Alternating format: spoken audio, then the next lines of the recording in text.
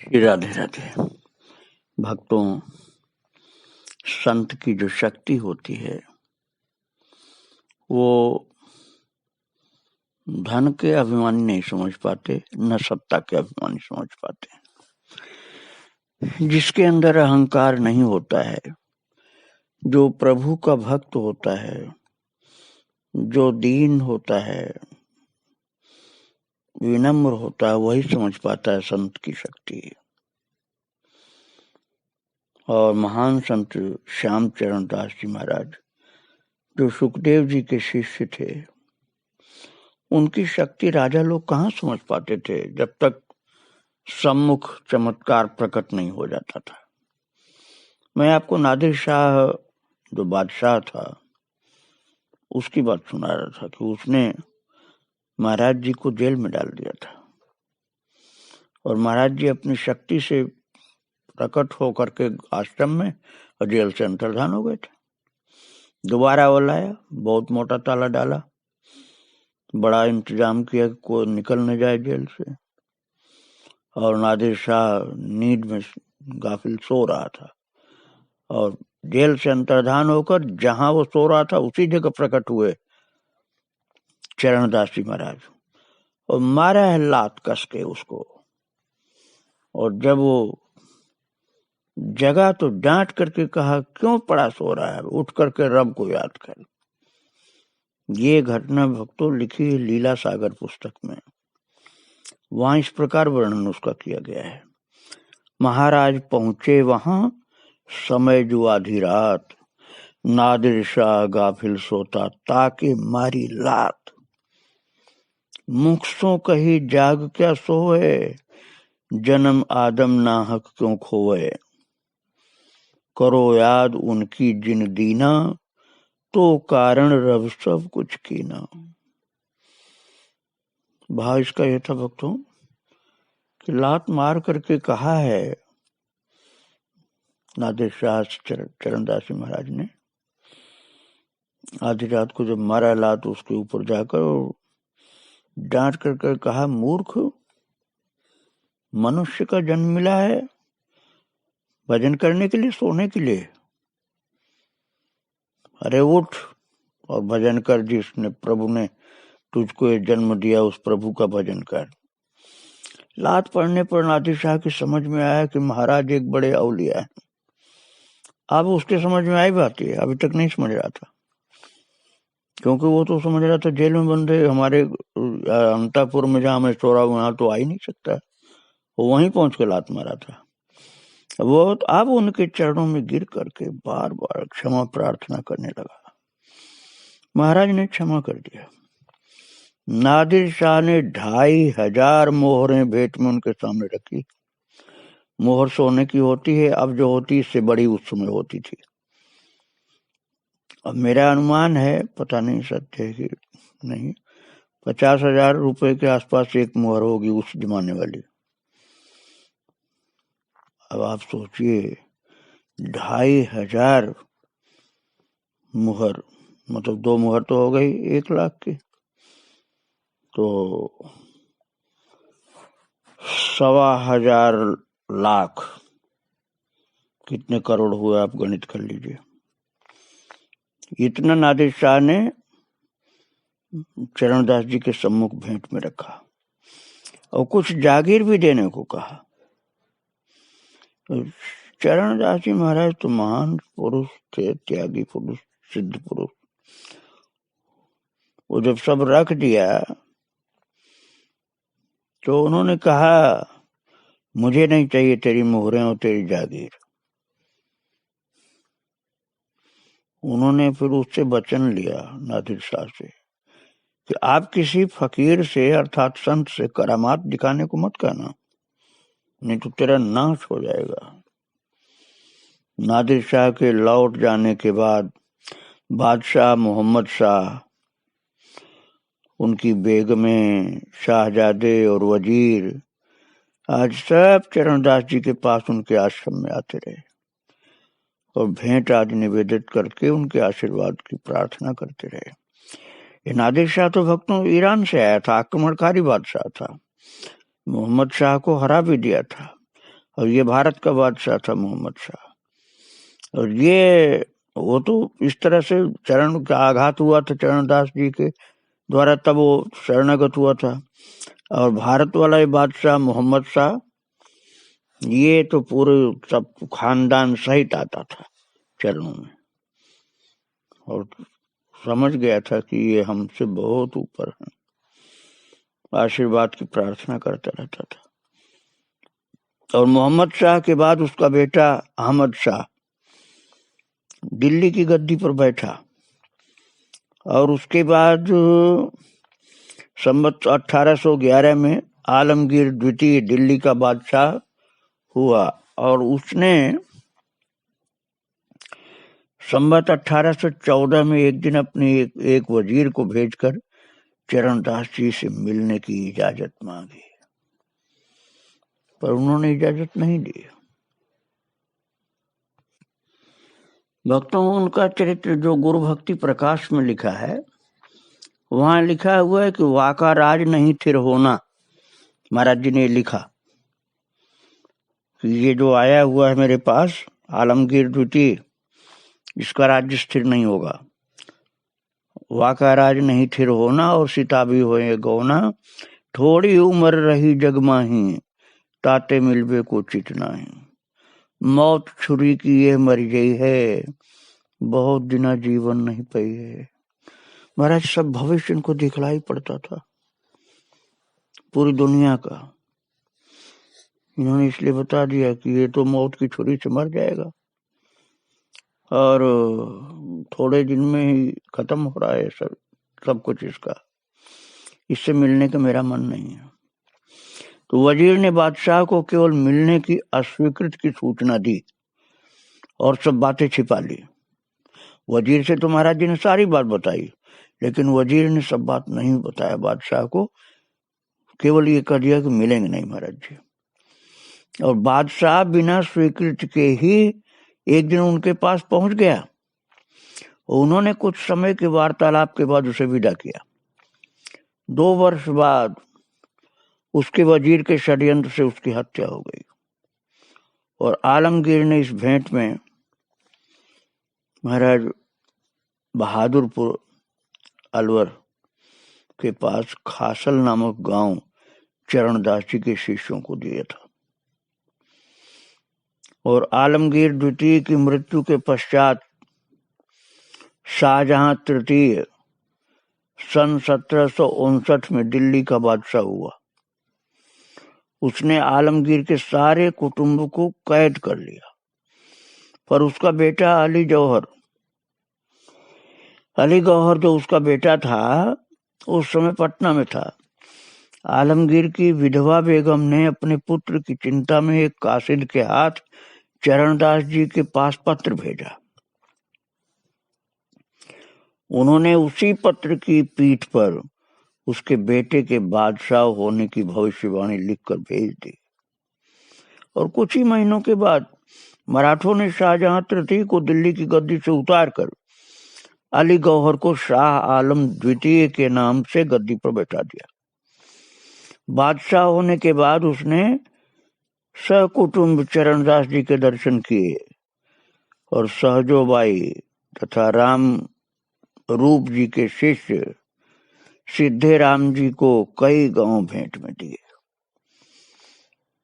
इस तरह से महाराज ये चरणदास जी के शिष्यों को भी बादशाह की ओर से, बादशाह डर के कारण ये सब करते थे, भक्ति नहीं थी इनके अंदर। चरणदास जी से डरते थे बादशाह लोग, इसलिए हिंदू संतों को ये लोग जमीन या धन देते थे। इनको ये डर था कि कहीं हमको खत्म न कर दे बाबा ये, क्योंकि बाबा के अंदर दैवी शक्ति है। ये भी डरते थे कि हमारे इस्लाम को न खत्म कर दे, इसलिए जाकर प्रणाम करते थे। एक बार चरणदास जी पानीपत की यात्रा पर थे, तो वहां के नवाब साकर खां ने उन्हें ससम्मान अपने किले में आमंत्रित किया, और वहां किसी प्रसंग में उन्होंने चमत्कारी रूप से एक पानी के घड़े को अशर्फियों से भरकर सबको चमत्कृत कर दिया। साकर खां बहुत प्रभावित हुआ कि पानी का घड़ा जो था पूरा सरफी से भर दिया बाबा ने। जयपुर नरेश सवाई जयसिंह के 2 पुत्र थे। किसी कारण से उन्होंने अपने बड़े पुत्र युवराज ईश्वर सिंह को कैद कर लिया था और छोटे को गद्दी का उत्तराधिकारी घोषित करना चाहा था। ईश्वर सिंह जी ने चरणदास जी को भक्ति भाव से भरा एक पत्र लिख करके उनसे इस संकट से उबरने की प्रार्थना की। तो उन्होंने आशीर्वाद भेजा और भविष्यवाणी की कि वे शीघ्र जयपुर के नरेश होंगे। जिनको जेल में डाला गया वही जयपुर के राजा बनेंगे, ऐसी भविष्यवाणी कर दिया महाराज जी चरणदास जी ने। और 2 महीने पश्चात संवत 1800 में जय सिंह का देहांत हो गया। भक्तों ने जय सिंह के नाम पर ही आमेर जो जयपुर बन गया, क्योंकि उन्होंने उसका बहुत विकसित स्वरूप बनाया था। और बेटे को जो उन्होंने कैद कर दिया था वही राजा बना फिर ईश्वर सिंह, क्योंकि चरणदास जी महाराज ने आशीर्वाद देकर के लिख कर भेज दिया था। और राजा बनने के कुछ दिन बाद उन्होंने चरणदास जी को जयपुर आने का निमंत्रण भेजा। इसके 6 मास बाद एक दिन अर्धरात्रि के समय जब महाराजा ईश्वर सिंह और उनकी रानी महल में बैठे थे, चरणदास जी सहसा वहां प्रकट हो गए। कुछ उपदेश आदि दे करके 1 घड़ी रात शेष रहने पर वहां से अंतर्धान हो गए और दिल्ली में आकर प्रकट हो गए और दिल्ली में ही आकर के अपनी प्रातः क्रिया आरंभ की। जयपुर में प्रकट हुए थे, फिर दिल्ली में वहीं अंतर्धान होकर दिल्ली में प्रकट हो गए थे। और सवाई ईश्वर सिंह ने चरणदास को जयपुर आने का निमंत्रण दिया था। और जब निमंत्रण दिया था महाराज जी को, तो 5 गांव और 60,000 रुपए की भेंट देने को कहा था, पर महाराज चरणदास जी ने स्वीकार नहीं किया। अब आप देखिए कितने त्यागी थे। 5 गांव की जमीन इनको दी जा रही थी और 60,000 सोने के रुपए गिननी समझिए, लेकिन उन्होंने स्वीकार नहीं किया। संवत 1839 में जयपुर के महाराजा सवाई प्रताप सिंह ने चरणदास जी को जयपुर आने का निमंत्रण भेजा और चरणदास जी कुछ दिन बाद उनसे मिलने के लिए कई सहस्र शिष्यों और साधुओं के साथ अलवर के पास माचहड़ी पहुंच गए, जहां उन्होंने उस समय माचहड़ी के राजा राव प्रताप सिंह नरुका पर आक्रमण किया था। और महाराजा प्रताप सिंह ने उनसे अपनी भेंट के समय जयपुर में रहकर के शेष जीवन व्यतीत करने की प्रार्थना की और अपनी सब प्रकार की सेवा समर्पित करने का प्रस्ताव किया। तो उन्होंने उनकी प्रार्थना स्वीकार नहीं की, पर उनके संतोष के लिए 1 गांव और 21 मोहरें भेंट में केवल लिया और अपने पौत्र शिष्य अखैराम को दे दिया, मतलब अपने शिष्य के शिष्य को। तत्पश्चात वे जयपुर गए और गोविंद जी के दर्शन किए। गोविंद देव जी जयपुर में जो हैं, जो पहले वृंदावन में ही थे। तो फिर जयपुर के प्रसिद्ध रामानंदी संत बालानंद जी से भेंट की और दिल्ली लौट आए। भक्तों, इस प्रकार चरणदास जी के बड़े विचित्र चरित्र मिलते हैं। जो राजा लोग सब शरणागत हो जाते थे और जनता की सेवा, संतों की सेवा और भक्तों की सेवा के लिए चरणदास जी का प्रभाव राजाओं का, बादशाहों के ऊपर भी होता था।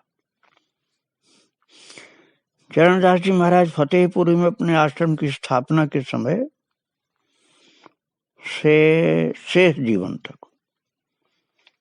संवत 1795 से संवत 1839 तक भारत के इतिहास से विशेष रूप से संबद्ध रहे और राजा महाराजाओं पर अपने प्रभाव का विस्तार करके इतिहास की दिशा को वैष्णव धर्म के पक्ष में मोड़ने का महत्वपूर्ण कार्य करते रहे। और उनके इस प्रयास से राजा महाराजा, बादशाह, वजीर और धनवान लोग और साधारण जनता सब लोग भगवान की भक्ति में लग गए थे। उनके राजा महाराजाओं से संपर्क और उन्हीं की इसी रहन सहन को देख करके कोई ये न समझे कि वे मान सम्मान और ऐश्वर्य के भूखे थे। उन्होंने तत्कालीन भारत और धर्म की अवस्था देख करके धर्म के उत्थान की दृष्टि से ये प्रणाली अपनाई थी, जिससे राजा महाराजा सब शरणागत हो जाते थे, नहीं तो संतों की उपेक्षा होती रहती थी। इसलिए उन्होंने किया था। उनका इससे आंतरिक लगाव रतिभर पर नहीं था धन संपत्ति से। उनके आध्यात्मिक जीवन में ऐश्वर्य का कोई महत्व ही नहीं था। उनकी दृष्टि में राजा और रंक में कोई भेद नहीं था। वे एक ही साथ राजा भी थे और रंक भी थे। पूर्ण त्यागी, पूर्ण विरागी, पूर्ण भक्त, पूर्ण योगी, पूर्ण ज्ञानी और राजाओं पर अनुशासन करने के लिए राजाओं से भी बड़ा वैभव अपना प्रकट कर दिया करते थे। ये प्रमाणित होता है उनकी जीवन की बहुत सी घटनाओं से, जो उसी समय घटी जब वो फतेहपुर में रह रहे थे महाराज। एक बार एक गरीब व्यक्ति अपनी लड़की के विवाह के लिए धन नहीं जुटा पा रहा था और उसे भय था कि लड़के वाला सगाई छोड़ देगा। तो उसने चरणदास जी से अपनी व्यथा कही। उन्होंने तत्काल उससे 40 मोहरें दी। 40 मोहर का मतलब हो गया कि 20 लाख रुपए तुरंत महाराज जी ने दे दिया। और विवाह के दिन अपने सब नौकरों को सज धज के साथ बारात में भेज दिया महाराज जी ने। और बड़े इज्जत के साथ, बड़े संपन्नता के साथ रात में 9 चोर आए, आश्रम का सामान समेट करके ले जाने को तैयार हुए। अब चरणदास जी देख रहे थे, पर जानबूझकर ऐसे पड़े थे जैसे निद्रा में हो। उसी समय अकस्मात चोरों की दृष्टि शक्ति खत्म हो गई। अंधे हो गए सब चोर, जो 9 चोर आए थे। और वे जाने का रास्ता ही नहीं देख पा रहे थे, क्योंकि अब नेत्र में शक्ति नहीं थी। तब चरणदास जी उठ करके आए, चोरों से बोले, चिंता न करो, मैं तुम्हें दृष्टि देता हूं। महाराज जी बोले, ऐसा सामान लेकर चुपचाप चले जाओ, सवेरा होने वाला। और चोरों को दिखाई पड़ने लगा और वे सब सामान लेकर चले गए। दया उनको आ गई थी महाराज जी को, क्योंकि महाराज जी के पास तो धन संपत्ति की कमी थी ही नहीं। और चोरों को गरीब देख करके, परेशान देख करके महाराज जी ने कहा, सब सामान लेके जाओ और तुम्हारी दृष्टि जो नष्ट हो गई वो दैवी कोप से हुई है, मैंने कुछ नहीं किया है। मैं तुम्हारी दृष्टि खोल देता हूँ, तुम्हें रास्ता दिखाई पड़ जाएगा, सब सामान लेके जाओ। तो चोरों को दिखाई पड़ने लगा और सब सामान लेकर वे चले भी गए। और महाराज जी ने किसी चोर को रोका नहीं, कह दिया लेके जाओ सब सामान। ऐसी विचित्र लीला थी उनकी। भक्तों, फतेहपुरी में 2 बार ऐसा हुआ कि ऐश्वर्य से उनका मन उब गया। राजा, राव, अमीर, गरीब आज अनेक प्रकार के लोगों की निरंतर भीड़ लगी रहती थी। भीड़ से उकता गए थोड़ा। तब वे एक बार साल भर के लिए और एक बार 7 महीने के लिए फतेहपुरी छोड़ करके दीनहीन वेश में अन्यत्र जाकर गुप्त रूप से रहे, जिसको पता न चले किसी को कि वो चरणदास जी महाराज हैं जिनका नाम इतना है। अपना नाम भी नहीं बताते थे, एक छोटे से साधु के रूप में रहते थे, जिससे उनको ज्यादा सम्मान न दिया जाए। तो विरक्त भाव से इस प्रकार से रहते थे कभी कभी जाकर। भक्त महापुरुषों का क्रियाकलाप साधारण बुद्धि का विषय नहीं होता। वे किस समय क्या करते हैं, क्यों करते हैं, ये समझना कठिन होता है। पर वे जो करते हैं भगवत इच्छा से करते हैं, उसमें उनका अपना कुछ नहीं होता, भगवान का ही कोई उद्देश्य निहित होता है। चरणदास जी ने 12 वर्ष योग साधना की थी और उसके पश्चात 5 वर्ष तक फतेहपुरी में राजसी ठाट बांटते रहे। पर उन्हें न तो योग की सिद्धियों का लोभ था, न राजसी ठाट बाट का। उन्हें लोभ था केवल नित्य वृंदावन में श्री कृष्ण के रास विलास का और सखी रूप से राधा कृष्ण की प्रेम सेवा करने का, क्योंकि यही उनका वास्तविक स्वरूप था। वे इस जगत के कोई जीव तो थे नहीं, सामान्य जीव संसार वाले तो थे नहीं, वो थे उसे अखंड अमर लोक वृंदावन की एक सखी के रूप में। भक्तों,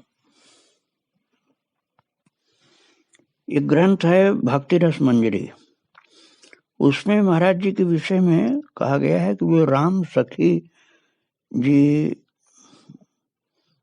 जो वो बताते हैं कि वो निकुंज की प्रेम मंजरी थे। नाम प्रेम मंजरी प्रकट जान चरण की दासी, लही आज्ञा गुरु अली सो सेऊ सुख की राशि। तो एक सखी थे, वास्तविकता ये थी। और जगत में अवतरित हुए थे किसी भागवत उद्देश्य की पूर्ति के लिए। और इनके विषय में आपको कल बताऊंगा। अभी इनके चरणों में बारंबार प्रणाम कर रहा हूँ। श्री राधे राधे, जय श्री राधे।